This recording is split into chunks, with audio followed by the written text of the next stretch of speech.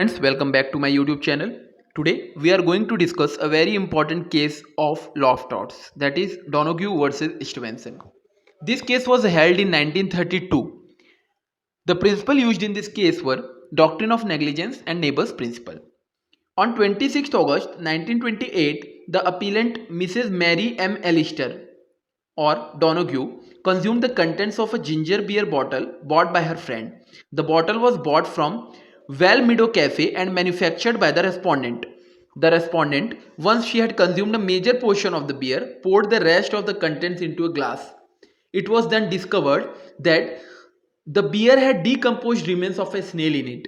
It remained undetected on the account of the beer bottle being opaque.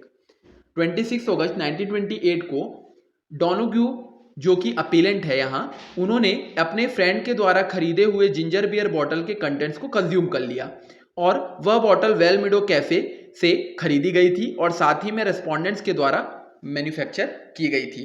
Respondent ने उस bottle के बचे हुए कंटेंट्स को जब ग्लास में पोर किया तो ये पाया उसने कि वहां पर डीकम्पोज रिमेन्स ऑफ स्नेल थे और ये बॉटल के ऑपेक यानी कि ट्रांसपेरेंट न होने के कारण अनडिटेक्टेड रह गए थे और इसके फलस्वरूप अपीलेंट को एक शॉक लगा और एक गैस्ट्रोएंटेराइटिस नाम की एक सीरियस केस निकलकर सामने आया।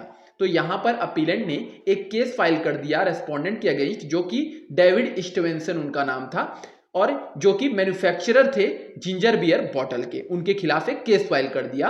पहले उसने जो केस फाइल किया था वो फाइल किया था breach of warranty of a contract के नाम पर, लेकिन ये कंटेंशन रिजेक्ट कर दिया कोर्ट ने क्योंकि वो किसी भी प्रकार के कॉन्ट्रैक्ट में इंगेज नहीं थी मैन्युफैक्चरर के साथ। इसीलिए उसने एक अपील फाइल की हाउस ऑफ लॉर्ड्स में, जहां उसने अपने आप को हुई इंजरीज के लिए डैमेजेस क्लेम किए।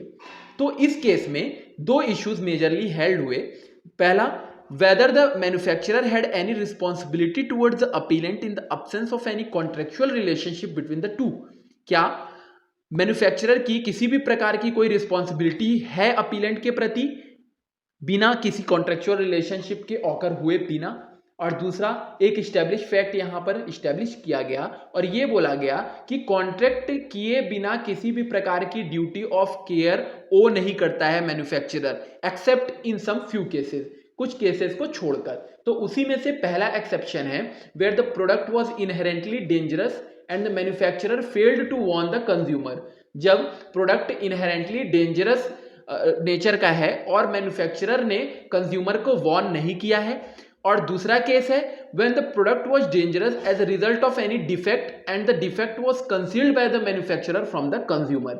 अगर प्रोडक्ट डेंजरस है, किसी प्रकार का उसमें डिफेक्ट है और वो डिफेक्ट मैन्युफैक्चरर ने कंज्यूमर से छुपाया हुआ है, which was considered a case of fraud, जो फ्रॉड कहलाएगा। Thus, the second issue was whether the ginger beer could fall into these categories so as to give the appellant a cause of action।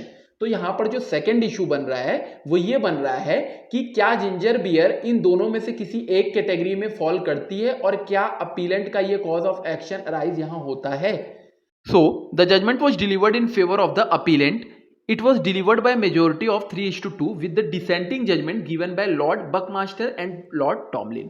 यहाँ Lord Buckmaster और Lord Tomlin ने dissenting judgment देते हुए 3:2 के ratio में यहाँ पर judgement appellate के फेवर में सुनाया। जूरिस्प्रूडेंशियली ये एक लैंडमार्क जजमेंट माना जाता है जिसने 3 न्यू प्रिंसिपल निकाल करके हमें लॉ ऑफ टॉर्ट्स के दिए।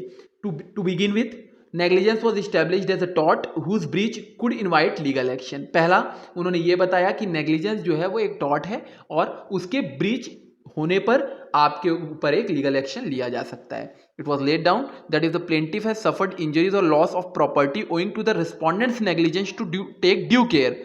यानी अगर प्लेंटिफ को किसी भी प्रकार की डैमेज या इंजरी कॉज हो जाती है रेस्पोंडेंट के नेग्लिजेंस के कारण, तो प्लेंटिफ उसके खिलाफ एक सिविल एक्शन ला सकता है और रेस्पोंडेंट ऐसे केसेस में डैमेजेस पे करने के लिए पूरी तरीके से लायबल होगा।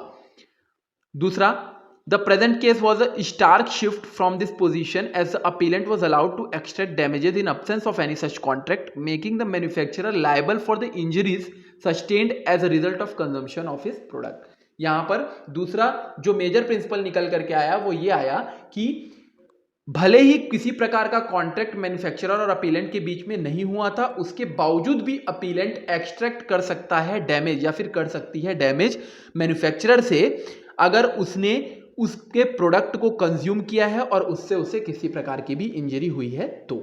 फिर थर्ड जो है वो ये कहता है कि the idea that the manufacturers could be held liable for the injuries caused by their product, यानी यहां पर जो थर्ड प्रिंसिपल बताना चाह रहा है वो ये बताना चाह रहा है कि किसी मैन्युफैक्चरर के प्रोडक्ट से अगर इंजरी होती है किसी प्लेंटिफ को या फिर अपीलेंट को, तो उसकी बात कर रहा है। तो ये ऑब्जर्व किया गया कि manufacturers had a duty of care towards the consumer who use their and products. Manufacturers की ड्यूटी ऑफ केयर होती है कंज्यूमर्स के प्रति जो उसके प्रोडक्ट को कंज्यूम करने वाले हैं, एंड प्रोडक्ट को।